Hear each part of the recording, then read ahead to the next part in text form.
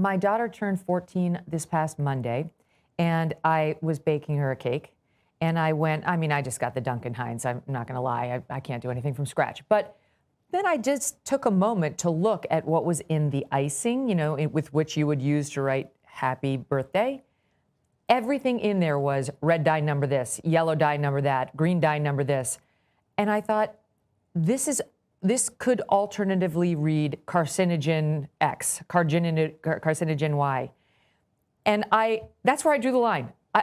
I'm sure there were tons of seed oils and so on in the cake itself. But my point is, how does that even make its way onto the shelf, where the vast majority of people have no idea that all those dyes that are in our food, but not in the Europeans, can cause cancer? And so I'm giving my child cancer for her 14th birthday, which is a no.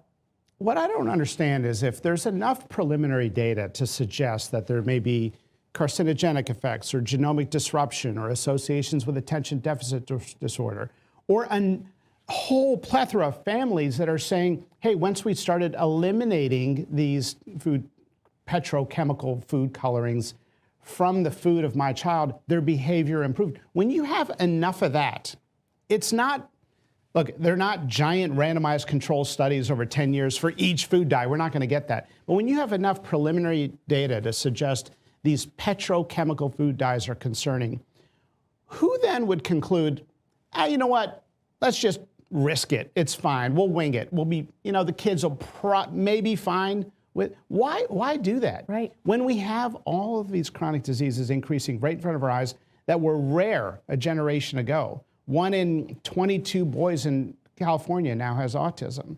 I mean, when you see these statistics, who says, you know what, it might be, some of these ingredients have been suggested. Europe doesn't have them. They don't need them. The food prices are not higher because they use beet juice and carrot juice and watermelon juice. I know you had Vani Hari on.